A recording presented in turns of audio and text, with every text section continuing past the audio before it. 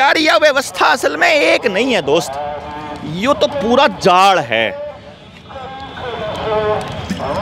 कैसे जाल है देखो आप। लोन लिया बंदे ने, 40 लाख का लोन लिया, 12 लाख भर दिया, 42 लाख ही भी देने का ब्योंत नहीं, लॉकडाउन ला के उसका धंधा चौपट कर दिया।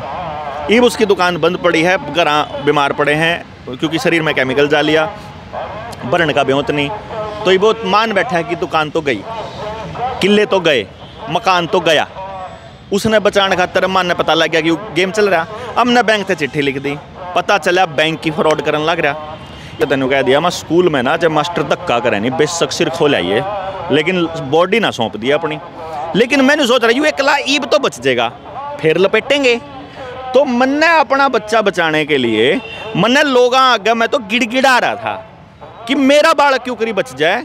और जब सब ने बेरा लग गया कि थारा भी हो रहा, लोग इकट्ठे हुए, तो संगठन की ताकत का अंदाजा मुझे किसान आंदोलन में हो ही चुका था। और उस टाइम पे मुझे क्लियरिटी होगी कि जब मैंने अपना बालक बचाना है, नशे तक बचाना हो, गुंडागर्दी तक बचाना हो, अन्याय व्यवस्था तक बचाना हो, या इस कुव्यवस्था से बचाना हो, तो समाज के बच्चों की लड़ाई लड़ना मेरी मजबूरी है। तो इसी तरह से फिर मुझे समाज के लोगों को भी समझाना पड़ेगा कि तुम अपने अपने बालक ने अपना मान रहे हो ना, यह सोच गलत है। पड़ोस के बालक ने भी अपना बालक मान के सोचो। आज अन्याय किसी और के साथ हो रहा, सोच के देखो कल ना जब 18 नंबर आओगा जब के होगा, यो समझाना जो है ना मेरी मजबूरी बन गई।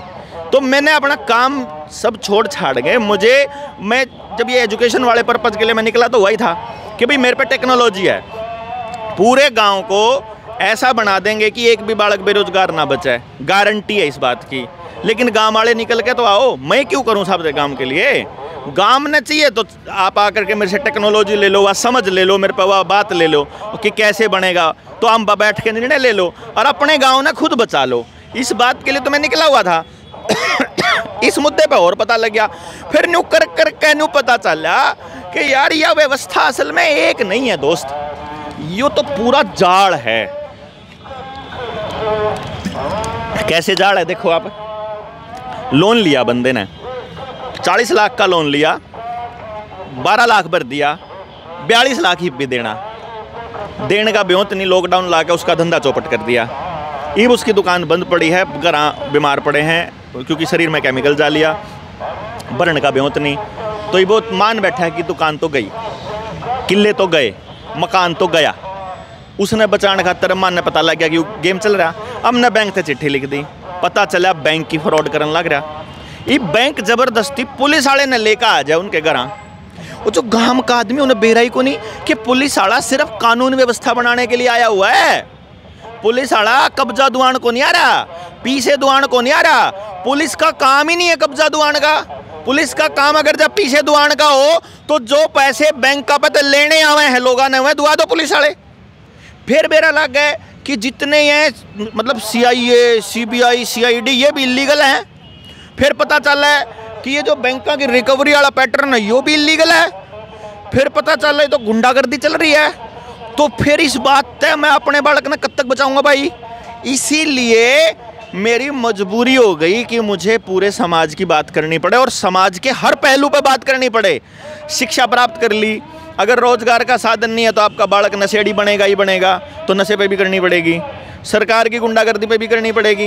इन लोगों के खिलाफ जो ये लोग आंदोलन कर रहे हैं इनके ऊपर मुकदमे हो जाएंगे, तो इस बात का भी जिक्र ठाना पड़ेगा। तो जो भी गलत होने लग रहा है उसका जिक्र ठाना पड़ेगा। एक मुद्दे ने ठाकर चल ही नहीं सकते भाई। इसीलिए हमारी मजबूरी हो गई कि अब हम जा करके गाँव के लोगों को जगाएं और जगा करके इस पूरे के पूरे लोगों को आंदोलित करें कि आप अपने हक के लिए आवाज़ उठाना शुरू करो। डॉक्टर साहब, एक बार जो आंदोलन चल रहा था किसान आंदोलन, उसमें आपने ध्यान दिया होगा, संगठित थे, बहुत सारे राज्य भी थे, लेकिन राज्य में वही फिर पलट हो गया। राजस्थान में देख लो और सबसे पहले तो हरियाणा का आदमपुर में देख लो, उसमें जो खिलाफत थी वो खिलाफत लोग जल्दी भूल गए और दोबारा फिर उसी का राज बनवा दिया। नहीं, कोई नहीं भूला। इसको समझने के लिए 2014 से लेकर अभी तक के सारे बाईपोल्स देखो, सारे वो इलेक्शंस देखो जहां बैलेट पेपर से चुनाव हुए। जहां भी बैलेट पेपर से चुनाव होगा बीजेपी आ रही है। जहां भी उपचुनाव हुआ है वहीं बीजेपी आ रही है। जहां परसेप्शन बनाने की बारी आएगी केवल उस टाइम पे बीजेपी जीती है। और जिस टाइम पे सेकंड टाइम 2019 में खट्टर साहब को मुख्यमंत्री का वो बनाया गया था उम्मीदवार, उस टाइम पे जितने भी मुख्यमंत्री पद के उम्मीदवार थे वो सारे मुख्यमंत्री के उम्मीदवार जो है सारे के सारे आ रहे थे। मतलब देखो ना आप कि बीजेपी जीत रही है लेकिन बीजेपी के गद्दावर नेता हार रहे हैं, ऐसा कैसे हो सकता है? इसको कम समझो आप। ये सारा का सारा ईवीएम का गेम है। ईवीएम, मीडिया और पैसा, इससे आपके दिमाग में परसेप्शन बनाई जाती है कि जनता ने भूलकर इनको वोट दिया है। वो सारी गलतियां भूल करके ना, जनता ने किसी ने वोट को नहीं दी, इनको वोट ईवीएम ने दी है। लोग अपनी वोट ईवीएम को दे के आते हैं, ईवीएम जिसने दे दे दे। यो एक काम 2014 से पहले कांग्रेस के केस में भी होया था। 2009 में अगर आपके ध्यान हो, 2009 में लाल कृष्ण आडवाणी प्रधानमंत्री पद का उम्मीदवार था। उस टाइम पे 24% वोट मिली थी बीजेपी को, और जिस टाइम मोदी प्रधानमंत्री का उम्मीदवार था उस टाइम 31% मिली थी। इतना विरोध होने के बावजूद भी, इतना मतलब चलो 2009 में तो कन्फ्यूजन थी जनता का कि इन्हें देवा कि न देवा। उन्हें उसका पता था कि ये तो चोर हैं कांग्रेसी, तो फिर यो पता लग गया कि ये तो डाकू हैं, ये तो सारे के सारे पैसे वालों के ही गुलाम हैं ये तो। और न हमारे पुरखे भी क्या करते भाई, ये कच्चे आड़े तो बचा लियो, जो अपने समाज बचाना हो तो यहाँ कच्चे आड़े आएंगे तो मतलब नाश होएगा। वह कच्चे आड़े तो देनी कौन थी लोगों ने, और उन तो दुखी थे। उतने विरोध के बावजूद भी केवल 31% वोट आए। इसका मतलब ईवीएम का इतना बड़ा खेल है कि अगर आपको अपनी विधानसभा पे जीतना हो ना इस ईवीएम से, तो हर बूथ पे 100 वोट इनकी हुए हैं। 500 के बाद अगली 100 वोट इनकी होंगी। इसका मतलब बीजेपी वाले अपनी वोट तो गिर जाएंगे 500 तक पहले, और फिर अगले जो 500 तक लेकर 600 तक की जितनी भी वोट होंगी सारी जाएंगी बीजेपी का। तो सोचो अगर 200 बूथ होंगे एक विधानसभा में, तो 200 गुणा में 100, 20,000 वोट तो बीजेपी की शुरू में है। चाहे एक भी आदमी वोट ना दे, वो 20,000 तो पक्का आवेंगी। यानी जो विरोधी पार्टी है उसकी लड़ाई 20,000 प्लस से स्टार्ट होगी। अगर बीजेपी 2,000 वोटों से जीत रही है ना अगर बीजेपी, तो ये समझो वो 18,000 से हारनी थी। यो समझो आप इसको। तो ये सारा खेल ईवीएम का है। और यह बात अगर आप लोकसभा में मान के चल पड़ो, तो लोकसभा में एक सीट पर 9 विधानसभा हो हैं, तो 200 के हिसाब से अगर 20,000 के हिसाब से 9 तक गुणा करोगे तो लगभग 2 लाख वोट तो बीजेपी के खाते में पहले में चली जाए। इसका मतलब यह लड़ाई इतनी बड़ी है। डॉक्टर साहब एक सवाल है, जनता भी सोचा है, जनता सरकार मोर्चा 2024 के चुनाव में क्या कुछ रंग ले आओगी? खुद के कैंडिडेट उतारेगी या खुद आप लड़ोगे चुनाव? क्या कुछ आपने सोचा है? देखो, यही बात जनता सरकार मोर्चा समझाने के लिए निकला है कि सिर्फ वोट डालना और चुनाव लड़ना ही राजनीति नहीं है। अगर कोई हमको कहे कि आप राजनीति करोगे, तो मैं उसको ये बता दूं कि जो अब तक हम कर रहे थे या भी राजनीति ये थी असल में तो। लेकिन जहां वोट आती है वोट लेने की या चुनाव लड़ने की, तो मैं चुनाव नहीं लड़ूंगा।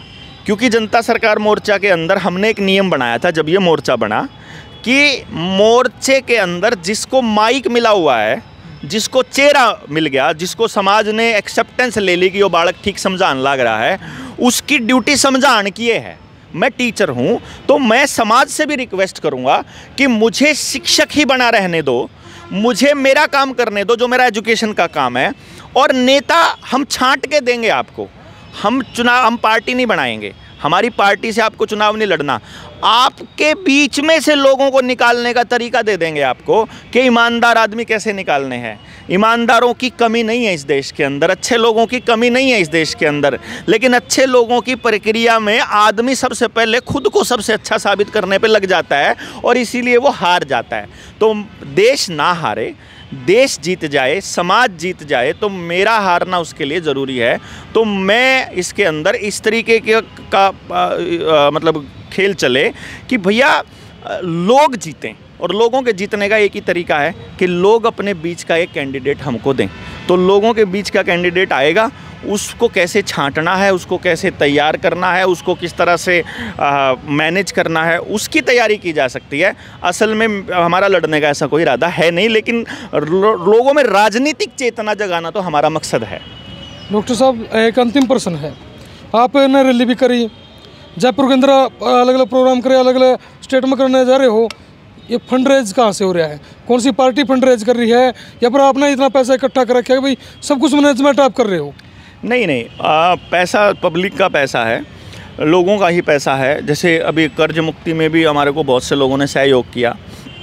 इससे पहले भी आपने देखा होगा रैली के अंदर भी हमको बहुत से लोगों ने वहाँ हमने दान के लिए लगा रखा था, एक प्लेट 2 जगह हमने लगा रखी थी। और समाज में मतलब ये जो साथी लगे हुए हैं, आपने नोटिस किया, कभी देखना आप हमारे ज़िले के साथियों को देखना, मतलब उनके घर में इतनी तकलीफ़ है फिर भी वो दिलो जान से लगे हुए हैं अपना घर फूंक के न। एक आदमी अपना घर फूंक के लाग रहा है, एक आदमी। जनता सरकार मोर्चा तो आज बना होगा ना सतेंद्र भाई। मेरी गाड़ी जो इससे पहले जो गाड़ी मेरे पास होंडा सिटी है ना, 5 लाख किलोमीटर चल चुकी है। वह 5 लाख किलोमीटर में कितने तो जोड़ी टायरा की बनाए, बीच में जब पंचर पार्ट भी गए हों, कितने सर्विस बनाए, कितना स्पेयर पार्ट बनाए, कितनी खराबी बनाए, कितना तेल बनाए। साहब ला के देखा था मैंने, लगभग 1 करोड़ रुपया बनाए। तो मोर्चा बनन तब पहले समाज पे इतने रुपये तो मैं ऑलरेडी अपनी कमाई का लगा चुका था। मेरे को परमात्मा ने एक हुनर दे रखा है कि मैं उससे जो है अपना रोजी रोटी आराम से चला लेता हूँ, तो इसी कोई दिक्कत होती नहीं। लेकिन मेरा यो मकसद नहीं है कि भाई आप मतलब पैसा यहाँ से कमाया जाए। हम तो अपना सब कुछ छोड़ के लगे थे। कोचिंग सेंटर मेरा इतना ज़बरदस्त चल रहा था, तो मेरे को ये लगता है कि 5 दिन अगर मैं अपने परिवार के लिए कमा लूँ तो 25 दिन मैं समाज को लगा सकता हूँ। लेकिन जो बाकी साथियों का जो खर्चा है उसके लिए तो मैंने अभी अपील करी थी कि भाई आप हमारे से जुड़ने के लिए 95 18 17 0000 पर मिस कॉल कर दो। प्लस वक़्त फाउंडेशन का हमने वो जो अकाउंट नंबर दे रखा है, भाई हमने ईद जागरण के लिए कम से कम 100 गाड़ियाँ दौड़ानी पड़ेंगी पूरे समाज में। 100 गाड़ियों का खर्चा हमारे पे तो है को नहीं, तो समाज नहीं देना पड़ेगा। बड़े उद्योगपति से ले लेंगे तो उसके हिसाब से चलना पड़ेगा, किसी पार्टी पर तो ले लेंगे तो फिर उसके हिसाब से बोलना पड़ेगा। एक उद्योगपति आया था हमारे को डोनेट करने के लिए कि हम थारा खर्चा चला देंगे, तो बताओ जी, उन्होंने बोला रैली में इसके खिलाफ नहीं बोलना एक भी शब्द। मैया तो गड़बड़ हो जाएगी भाई अगर वो उसमें शामिल है। अगर मान लो कांग्रेस की सरकार राजस्थान में है और ममता बनर्जी की वहाँ पर है और तेलंगाना में किसी और की है और यहाँ किसी और की है, तो जो सरकार गलत करेगी हम तो बोलेंगे ना। तो जो सरकार गलत करेगी उसमें अगर वह विरोधी पार्टी की है, उन्होंने कहा बोला तो फलाने आदमी के बारे में ना बोलिए। क्यों ना बोलिए भाई? एक कोई आदमी जो यहाँ पे या बीजेपी करने लग रही है, कांग्रेस करने लग रही, दिल्ली के अंदर तो बल्कि 2000 का चलान था जब 500 रुपये का था। तो वो सारे के सारे जब एक ही थाली के चट्टे बट्टे हो रहे हैं, जब सारे चोर इकट्ठे हो रहे हैं, तो क्या समाज के अच्छे लोग इकट्ठे नहीं हो सकते? तो लोगों की ही सपोर्ट से हम लोग चल पा रहे हैं और लोगों की सपोर्ट से ही चलेंगे, ऐसा ही हमारा इरादा है जी। धन्यवाद, बहुत बहुत धन्यवाद। फिलहाल भाई डॉक्टर देवेंद्र बलाराव को आपने सुना और आपने क्या कुछ लाके कमेंट करके बता दिया और वीडियो ज़्यादा शेयर कर दियो। इससे अगर आपने वीडियो में विराम दूँ। जय हिंद, जय भारत।